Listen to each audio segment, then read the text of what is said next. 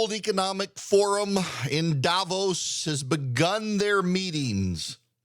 I saw CNBC, they got their crowd hanging out at Davos right now in the snow. Switzerland is beautiful, and this time of year, you can go skiing. The chocolate's fantastic.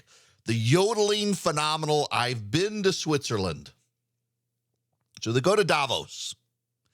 Klaus Schwab, no relation to Charles, has started the World Economic Forum, and it's a bunch of governmental bureaucrats and Fortune 500 and major world billionaires and conglomerates. They get together. They give the World Economic Forum a ton of money. And in exchange, they get access to the most powerful people on the planet. Presidents of the United States, prime ministers, kings and queens, leading scholars, businessmen, and geniuses, and they all get to hobnob together away from the hoi polloi, away from your average person. Now, there are a lot of conspiracies and a lot of conspiracy theories about Davos. I would note that people of a certain age email me, and they are very, of a certain age and persuasion, very keen on the one world order, the one world government. Back in the day, there was this belief that George H.W. Bush, he had been ambassador to China, CIA director, RNC chairman, vice president, and president, that George H.W. Bush wanted a one world government, a one world order. And George H.W. Bush was going to give us all that. He was part of this globalist, corporatist conspiracy. And there are still people who believe we're on the verge of one world order. Thanks to Glenn Beck and others, we're now on the Great Reset. I would point out the only reason you know about the Great Reset is because these people have gotten on a stage and told you that's what they want. There's no conspiracy here. This is the kind of the dumb genius of Davos is they get on stage and tell you what they want. They film all of it. There are lots of private conversations behind the scenes, wheeling and dealing, hobnobbing with the rich and the elite, but they get on stage and they're very open and honest about the way they want this stuff. Like, for example, one of the Davos speakers, they're having this conversation about global warming and the need to deal with climate change. And this woman from Europe gets on stage and says, essentially, we don't need growth or development. I mean, listen to this two-way conversation on stage. Happened over this morning in Davos. It was the afternoon in Switzerland, morning our time. The end is the same. The end is we have to save this planet to save our freedom and the way we are living. And we are not good enough yet. We have to improve. Thank you. Nicole? So, I feel that you were talking about the word development. I think, indeed, we don't need, growth or development. I really think less is more. And I'll leave it at that. Less is more. I'll leave it at that. She doesn't want to be controversial and say what she believes, that we don't need global economic development. She's with a guy from the third world who says we got to save the planet so we can grow and develop and have more freedom. And white woman from Europe's like, you ain't going to develop, buddy. We're going to make sure of it to save the planet. You're not allowed to develop. It is, for all of these left-wing people who get upset about colonialism, the colonialists are meeting in Davos right now.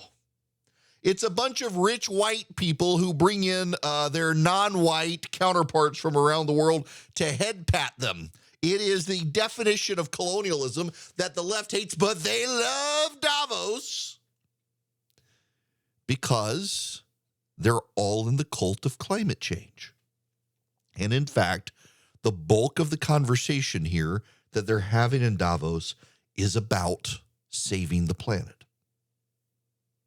Now, there's a problem here. Listen, I've had a lot of people over the last 96 hours or so, longer than that, going back to the beginning of last week, get very upset with the idea of Brian Kemp, the governor of Georgia, going to Davos as if he was going to come back a clone lizard man. They'd kill off the real Brian Kemp, clone him into a lizard and bring him back to exercise one world government dominion over all of us. There is this unhealthy craziness on the right that if you go to Davos, you've got to be a globalist. You must be a corporatist. We can't trust you. You're going to come back somehow corrupted. And I think that's as nonsense as a lot of the one world order stuff, not because they don't want the one world order, not because they don't want to corrupt you, but the whole reason Davos exists is as a self-help group for a bunch of failed elitists who've been trying to exercise public policy beyond technocrats and experts, and they can't do it because of you, because of the rubes of democracy. Because when the people at Davos come out and say, well, we must end development and we must have no growth strategy, and in fact, we must exercise policies whereby the people in rural areas of the country are forced to move into urban areas and give up their cars for public transportation, you get pissed off and you go vote against them, and they lose. They don't like democracy. They certainly don't like American democracy. In European governments, they can get away with it more because the Europeans have gotten used to being dictated to by their governments. I mean, in Europe, they have kings and queens, for God's sake.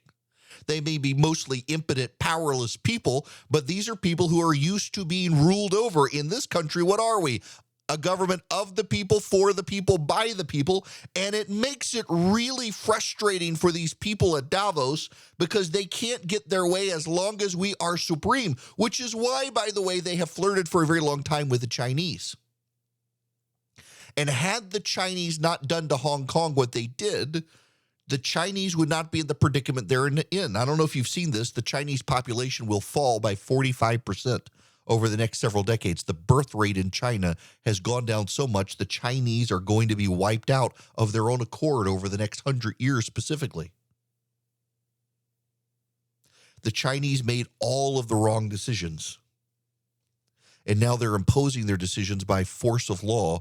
And this is part of the problem. In Davos, these people are European elites. They don't like the Russians, what they're doing with Ukraine, and they were happy to have the Chinese in bed with them, but it's very clear that President Xi of China is more Maoist than they thought.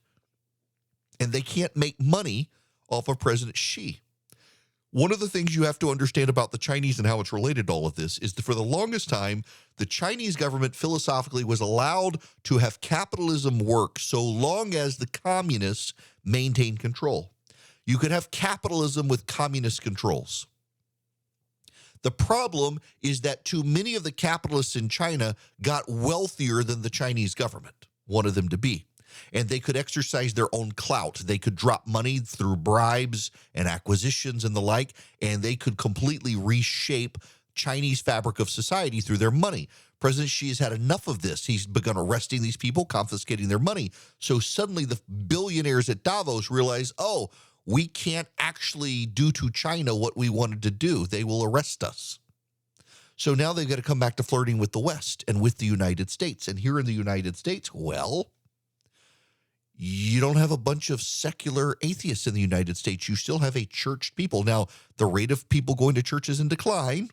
The rate of people who believe things by faith related to God and Christ is in decline, but you still have a lot of those people, and it's still a majority of people. And in fact, the lower you go down the economic rung, as their power has increased in the voter pool, they're more likely to be people of faith, and these secular elitists in Davos hate them. So Davos has become this self-help group for the secular elite who, if only we would listen to them, the world would have peace and prosperity. It comes from a very old idea. It comes really from the Woodrow Wilson School of Thought with the League of Nations into the United Nations, that if only we could all sit down and have conversations and get to know each other globally, that we could have peaceful trade existence. See, globalism is a pejorative on the right these days, but if you got an iPhone, you benefit from globalism. If you got a car, you benefit from globalism. Global trade isn't a bad thing. It has brought the price of things down, and certainly it has shaken up economies. We don't have the industrial base of this country we once did. We made fundamental mistakes of investing so much in China and concentrating our global infrastructure development to China, which we should not have done. We're only just now figuring this out and getting it back. But global trade, one of the major theories of world power, has long been global trade brings peace. The problem is, it's not really all that true. Global trade among Western democratic powers who have democracies does bring peace. Global trade with Iran, Cuba, Venezuela, China doesn't really bring peace. And these people in Davos are too arrogant to realize that. So they make the same mistakes over and over again. They bring people to Davos to speak like the Aspen Institute and the like. It's these rich people who pay people to come speak to them and tell them what they want to hear. And occasionally, they wind up bringing in a turd in the punch bowl. Like, for example, they brought Brian Kemp to Davos, the governor of Georgia. And when you look at the people he's speaking with, all of them were fairly anti-Trump. He's speaking with a bunch of moderate Republicans and Kristen Sinema. This is part of the problem with the global elite in a place like Davos. They try to put people into very binary categories in a way that they condemn you for doing. They do. Donald Trump didn't like Brian Kemp, found an opponent against Brian Kemp, and lost. Therefore, Brian Kemp must be one of us. Instead, they're going to find out Brian Kemp is actually a conservative who thinks for himself. And they won't hear from him what they expect to hear. They will hear Georgia's open for business and that Georgia's willing to have the Fortune 500 and global trade come into Georgia. But also, he's a Georgia firster. Brian Kemp has prioritized growing existing Georgia businesses, not bringing in outside companies. And he's going to tell them that. He's going to focus on local, grow local. These are the things they don't want to hear, and they're going to hear it from him. It's the sort of message they need to hear. All I would tell you is don't get worked up by these people. The whole reason Davos still exists and is going on is because these rich people like to be surrounded by other rich people in a self-help society to tell themselves that they're gorgeous and wonderful and right and rich. And if only those hicks and rubes in democratic countries would just listen to them and implement what they want. And as long as those hicks and rubes in democratic countries around the world are not implementing what they want, they continue to have this circle of jerks meeting in Davos to console themselves. In other words, the reason Davos exists is not because of the global conspiracy to reset the world order. It exists because they have failed to figure out how to reset the world order. They have failed to create their one world government.